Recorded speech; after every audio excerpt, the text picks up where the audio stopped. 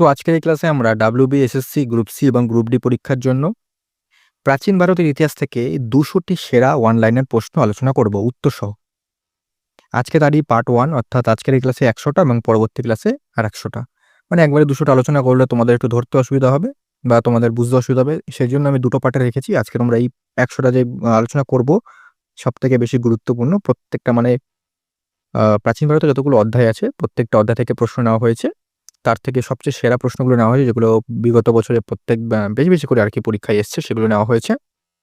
তো এই ১০০টি প্রশ্ন তোমরা এখন দেখে ভালো করে রপ্ত করে নাও এবং এর পিডিএফটা সম্পূর্ণ বিনামূল্যে তোমরা আমাদের টেলিগ্রামে পেয়ে যাবে। টেলিগ্রামে অবশ্যই জয়েন হয়ে যাও। ক্লাসটা আপলোড হওয়ার পরেই তোমরা এই পিডিএফটাকে তোমরা অ্যাক্সেস করতে পারবে।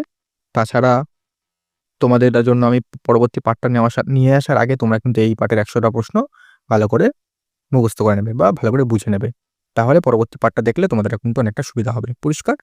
এভাবেই কিন্তু তোমাদের আমি মধ্য ভারত এবং আধুনিক ভারতের যে ইতিহাস সেগুলো থেকে কিন্তু টপ সেরা ২০০ বা যেহেতু আধুনিক ভারত থেকে একটু বেশি প্রশ্ন আসছে তো সেখান থেকে সেরা ২৫০টা প্রশ্ন আলোচনা করব।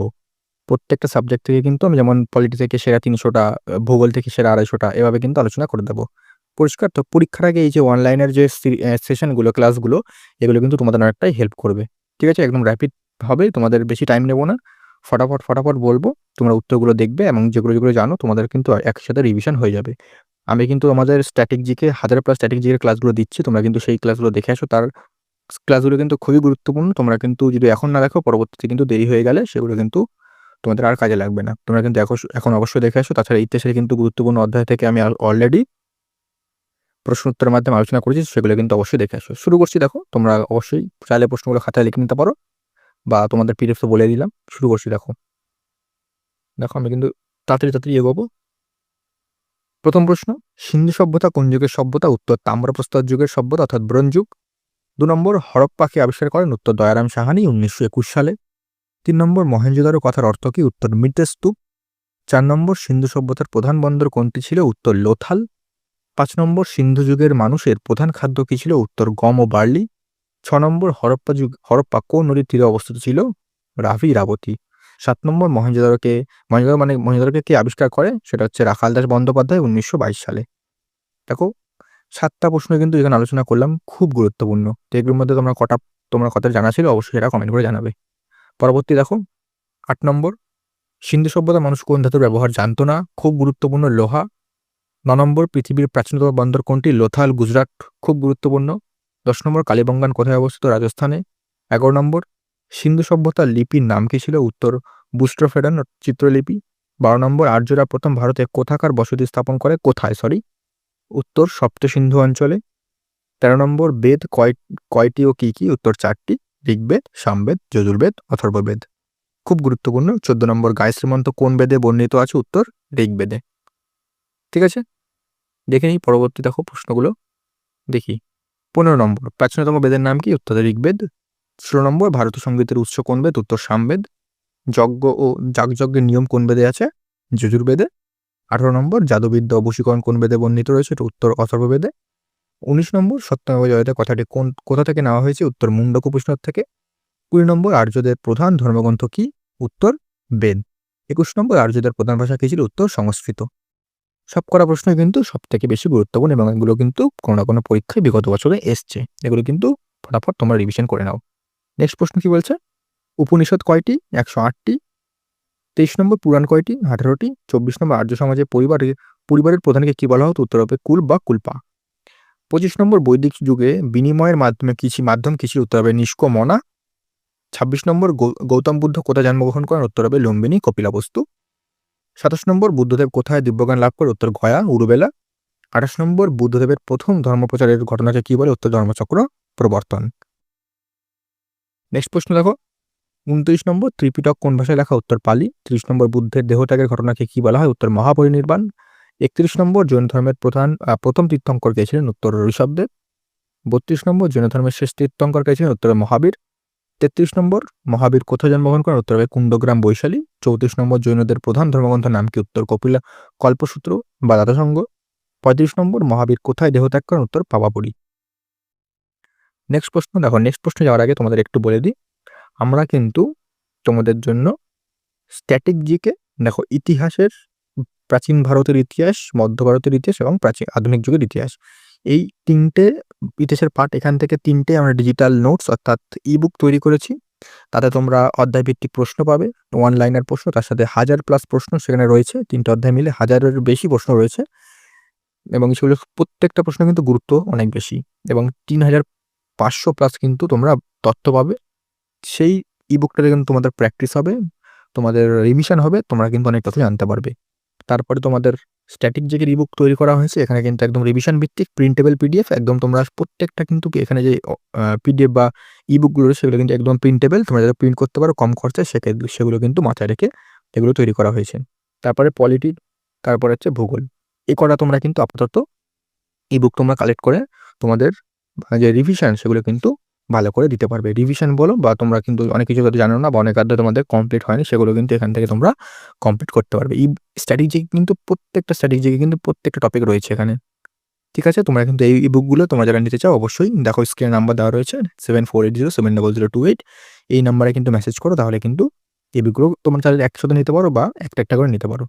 একসাথে নিলে তোমরা কিছু ডিসকাউন্ট পাবে এবং একটা নিলে তো তার ইন্ডিভিজুয়াল প্রাইস আছেই। প্রত্যেকটা কিন্তু ৳১০০ কম, একটাও কিন্তু ৳১০০ বেশি নয়। তবে তোমরা যদি ১০০ নিতে চাও তোমরা কিন্তু ডিসকাউন্ট অবশ্যই পাবে। দেখো এই ই-বুকগুলো কিন্তু অবশ্যই পরীক্ষার আগে তোমরা কালেক্ট করে নাও। দেখো নাম্বারটা আবার তোমাদের একটু দেখিয়ে দিই। দেখো এই নাম্বারে তোমরা মেসেজ করতে পারো আমাকে 9748070028, কল করবে না, মেসেজ করবে। তারপর দেখো একটু বড় করে নিই। হ্যাঁ, ঠিক আছে। দেখো পরবর্তী প্রশ্ন দেখো ৩৬ নম্বর ১৬টি মহাজনপদের কথা কোন গ্রন্থ থেকে জানা যায়? উত্তর অঙ্গুত্তর নিকায়। ৩৭ নম্বর দক্ষিণ ভারতের একমাত্র মহাজনপদ কোনটি ছিল? উত্তর হবে অসমক।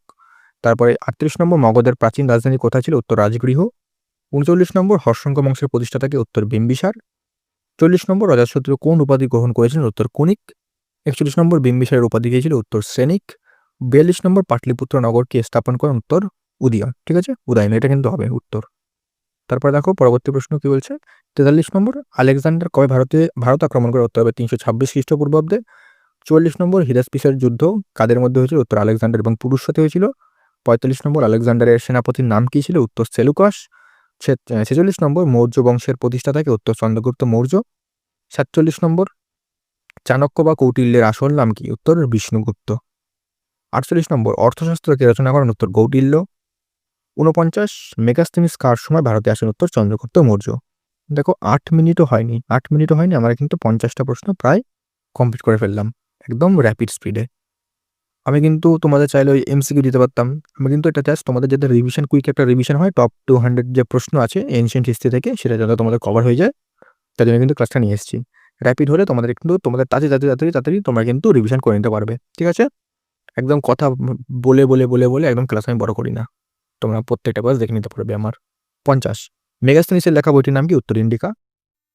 তারপরে ৫১ নম্বর অমৃতাখাত উপাধিকে গ্রহণ করেছিলেন? উত্তর বিন্দুসার। ৫২ নম্বর কলিঙ্গ যুদ্ধ কবে হয়েছিল?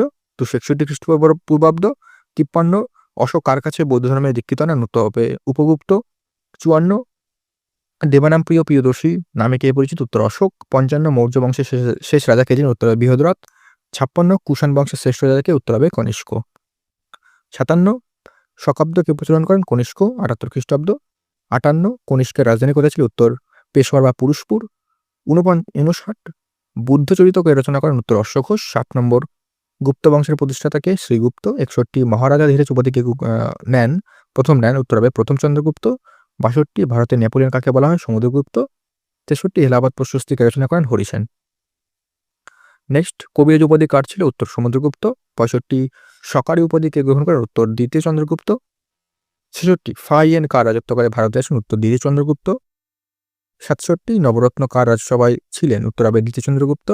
৬৮ নালন্দা বিশ্ববিদ্যালয়কে প্রতিষ্ঠা করেন? উত্তর প্রথম কুমারগুপ্ত।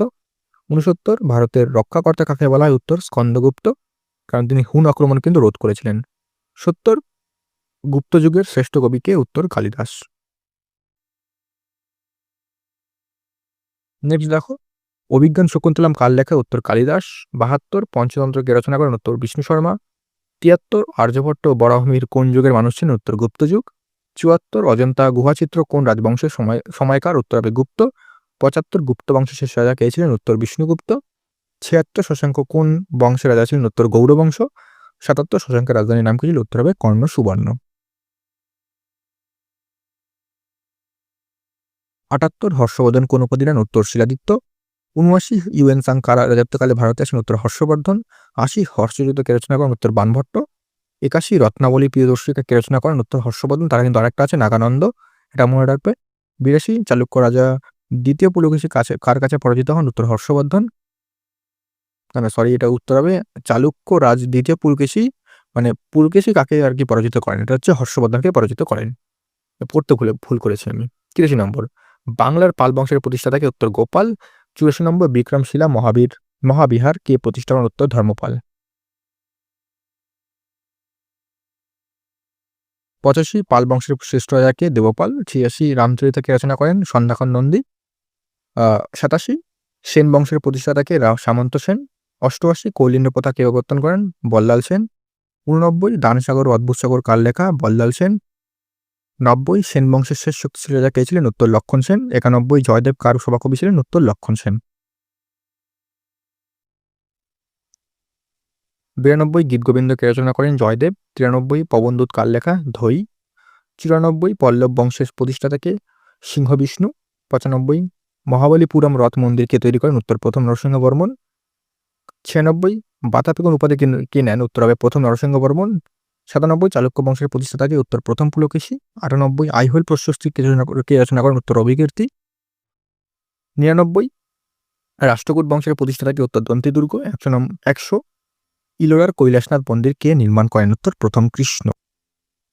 ঠিক আছে, তো এই ছিল তোমাদের সম্পূর্ণ পার্ট 1, যেখানে আমি প্রাচীন ভারতের থেকে সেরা 100টা প্রশ্ন আলোচনা করলাম। এর পরের পার্টে কিন্তু নেক্সট তোমরা 101 থেকে 200 নম্বর পর্যন্ত প্রশ্ন তোমাদের আলোচনা করব। তো দেখলে মাত্র 12 মিনিট লাগলো, ফটাফট র্যাপিড স্পিডে তোমাদের বলে দিলাম। তোমরা চাইলে, তোমরা তো অবশ্যই বললাম এই পিডিএফটা তোমাদের আমি টেলিগ্রামে অ্যাভেলেবেল করিয়ে দেবো। আর তোমরা যারা অবশ্যই কিন্তু বলবো যাদের কাছে বই নেই বা তারা একটু গাইডেন্স নেই বা বই কোথা কী পড়বে সেটা জানো না, তোমরা কিন্তু অবশ্যই এই পিডিএফগুলো কিন্তু নিয়ে ফটাফট তোমাদের রিভিশন হোক বা তোমাদের যাই হোক, তোমরা কিন্তু এটাকে কমপ্লিট করে নিতে পারবে। ঠিক আছে, এই পিডিএফগুলো কিন্তু তোমরা, এই বুকগুলো তোমরা কিন্তু অবশ্যই কালেক্ট করতে পারবে।